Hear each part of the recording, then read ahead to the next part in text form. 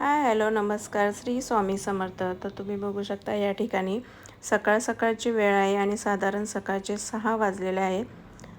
आणि हलकासा असा पाऊस देखील पडून गेलेला आहे.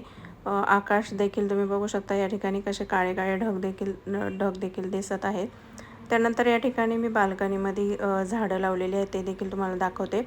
या ठिकाणी मी मोगऱ्याचं झाड लावलेलं आहे, पण आता सध्या त्याला फुलं येत नाही आहेत. त्याच्यानंतर या ठिकाणी गुलाबाचं झाड आहे आणि वेलचं झाड देखील मी आणलेलं आहे.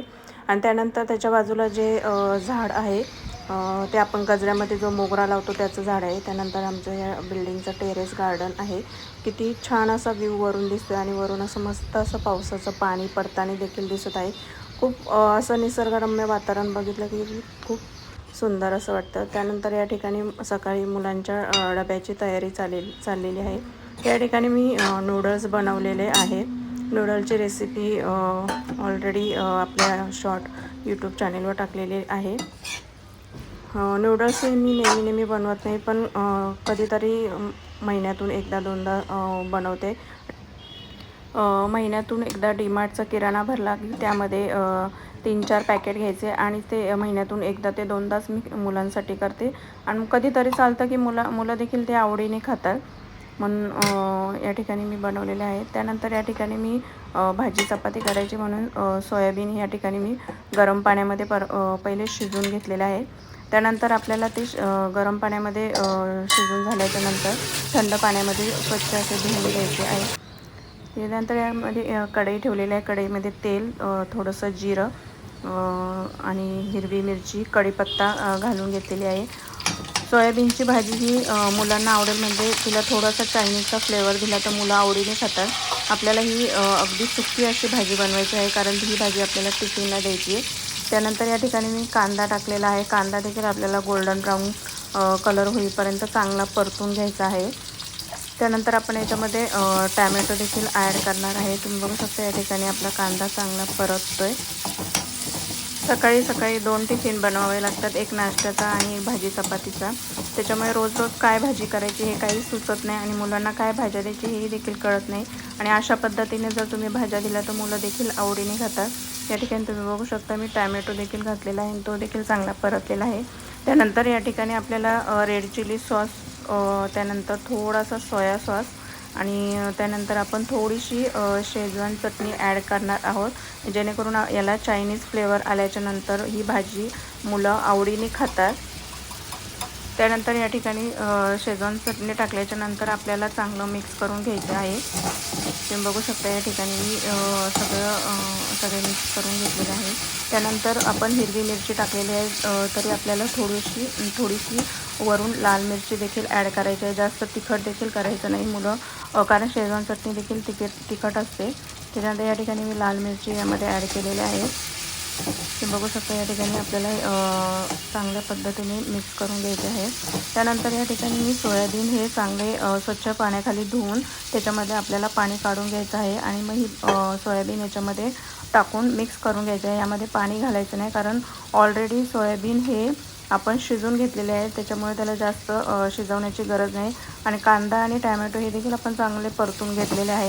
त्यानंतर वरून आपण पुरतं मीठ घालून चांगलं हलवून घेणार आहे. जास्त वेळेला शिजून द्यायचं नाही, अगदी 5 मिनटं इकडे तिकडे हलवून घ्यायचं आणि गॅस बंद करून घ्यायचा आहे. त्यानंतर मी लगेच पीठ देखील मळून घेतलेलं आहे आणि या ठिकाणी मी मुलीसाठी चपात्या देखील करून घेत आहे. पीठ मी पहिलं जास्त मळून घेते, त्यानंतर तिला 2-3 चपात्या तयार करून ठेवते आणि राहिलेलं पीठ हे मी तसंच झाकून ठेवते. आणि नंतर जसं आपल्याला जेवण दुपारी बनवायचं असेल त्या पद्धतीने मी गरम चपात्या करते. त्यानंतर या ठिकाणी मुलीचा डबा देखील मी भरून घेत आहे. तर तुम्ही बघू शकता या ठिकाणी सोयाबीनची भाजी देखील आपली तयार झालेली आहे. तर सोयाबीनची भाजी आणि चपाती, तिचा टिफिन मी रेडी करून ठेवते, मी जेणेकरून तिचा टाईम झाला की ती टिफिन घेऊन कॉलेजला जाते. तर अशा पद्धतीचं हे सकाळचं रुटीन असतं. वेगवेगळे पदार्थ, एक नाश्त्याचा पदार्थ करायचा असतो आणि एक भाजी चपाती, दोन्ही पदार्थ सकाळी करावे लागतात. असं केल्याने माझं काम देखील लवकर होतं. तरी सकाळी मुलांना जर आवडीच्या भाज्या दिल्या तर त्या आवडीने टिफिन संपू. कडधान्याच्या भाज्या देखील सुक्या केल्या तरी ते देखील मुलं आवडीने खातात. तुम्ही बघू शकता या ठिकाणी माझा टिफिन हा रेडी झालेला आहे आणि मी तो आता भरून ठेवते. टिफिन रेडी झाल्याच्या नंतर टिफिन रेडी झाल्याच्या नंतर या ठिकाणी माझी देवपूजा देखील झालेली आहे आणि देवपूजा झाल्याच्या नंतर घर कसं अगदी प्रसन्न वाटतं. त्यानंतर या ठिकाणी तुम्ही बघू शकता मस्त असं धूप, अगरबत्ती आणि दिवा हा लावलेला आहे. अशा पद्धतीने माझी सकाळची देवपूजा झालेली आहे. त्यानंतर दुपारच्या या ठिकाणी जेवणाची देखील जेवण देखील तयार झालेलं आहे. या ठिकाणी मी शेंगदाण्याची आमटी बनवलेली आहे, ती चांगल्या पद्धतीने उकळून घेतलेली आहे. त्यानंतर या ठिकाणी मी चपात्या देखील केलेल्या आहेत. त्यानंतर तुम्ही बघू शकता या ठिकाणी भात, सकाळी आपण सोयाबीनची जी भाजी बनवली ती, त्यानंतर या ठिकाणी फरसबी, अशा पद्धतीने मी हे तयार केलेलं आहे. आणि या ठिकाणी तुम्ही बघू शकता ताट देखील तयार केलेलं आहे आणि यामध्ये मी टॅमॅटो देखील दिलेले आहे. त्यानंतर थोडा वेळ आराम केल्याच्या नंतर संध्याकाळी साधारण 6-6:30च्या दरम्यान चहाचा टायमिंग झालेला आहे आणि बाहेर पाऊस पडत असल्यामुळे चहा प्यायची खूपच अशी पाऊस बाहेर पडत असताना चहा पिण्याची खूपच वेगळीच अशी एक मजा असते. आणि या ठिकाणी मी आता दूध आणलेलं आहे आणि ते दूध आता तापवून घेणार आहे. तर एका बाजूला मी दूध तापायला ठेवलेलं आहे आणि एका बाजूला मस्त असा चहा अद्रक टाकून चहा ठेवलेला आहे. आता या ठिकाणी आपण चहा उकळून घेऊया. चहा उकळलेला आहे आणि त्यामध्ये मस्त असं दूध टाकून चहा परत एकदा उकळून घेऊया. तुम्हाला जर माझा आजचा ब्लॉग जर आवडला असेल तर नक्कीच लाईक, शेअर आणि सबस्क्राईब करायला विसरू नका. तो बोलताना थोडीशी काय बोलावं हे काही सुचत नाही, कारण की नंतर आवाज द्यावा लागतो. त्याच्यामुळे काही चुकलं असेल तर नक्की माफ करा. तर तुम्हाला जर माझा आजचा ब्लॉग आवडला असेल तर नक्कीच लाईक, शेअर आणि सबस्क्राईब करायला विसरू नका. तर चला भेटूया आपण नेक्स्ट व्हिडिओ ब्लॉगमध्ये. तोपर्यंत बाय बाय.